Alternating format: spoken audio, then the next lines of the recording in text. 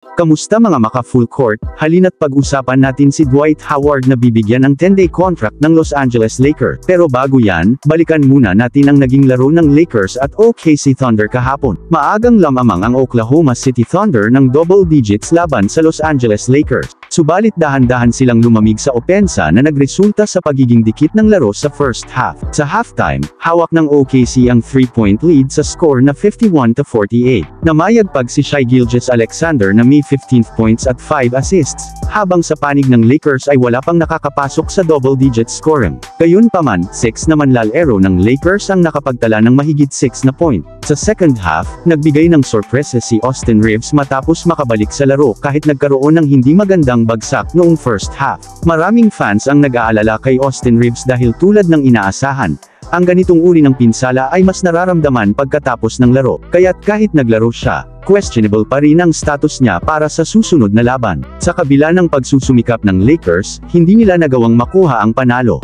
Bagamat mainit si Dalton Knecht, nagkaroon ng problema sa turnover si LeBron James na naging sanhi ng pagkadismaya ng maraming fans, lalo na ng Lakers fans. Hindi nila inaasahan ang ganitong performance mula sa isang 4-time MVP. Sa pagtatapos ng laro, nakuha pa rin ng OKC sa score na 101-93.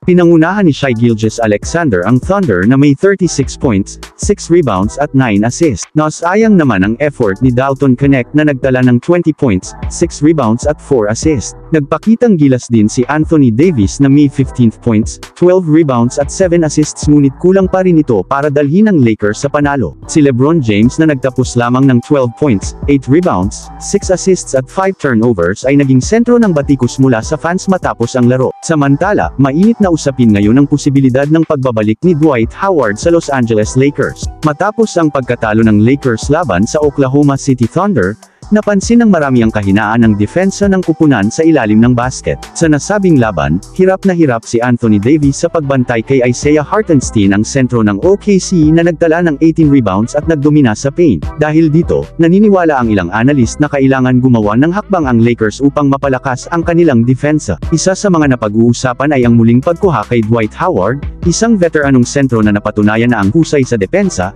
lalo na laban sa malalaking manlalaro tulad ni Nikola Jokic. Maraming fans ng Lakers ang pabor sa ideya ng pagbabalik ni Howard. Gayunpaman, may ilang balakid sa planong ito. Dahil puno na ang kasalukuyang roster ng Lakers, kailangan nilang magtanggal o mag-trade ng isang manlalaro para magawa ang espasyo para kay Howard. Isa pang opsyon ay ang pagbibigay sa kanya ng 10-day contract sa January 5, 2025 kapag pinayagan na muli ng liga ang ganitong uri ng kontrata. Naniniwala naman si Dwight Howard na kaya pa rin niyang magbigay ng malaking ambag sa depensa ng Lakers. Aniya, handa siyang harapin ang mga elite big men ng NBA at muling patunayan ang kanyang kakayahan sa court. Sa kabila nito, nag-aalangan pa rin ang Lakers ng front office na bigyan si Howard ng pagkakataon. Ayon sa ulat ng isang NBA insider, may pagdududa sila sa kanyang kondisyon, kalusugan at kakayahan na makipagsabayan sa mas batang mga bigman ng liga. Kaya naman patuloy pa rin ang debate kung bibigyan pa ba ng pagkakataon si Dwight Howard.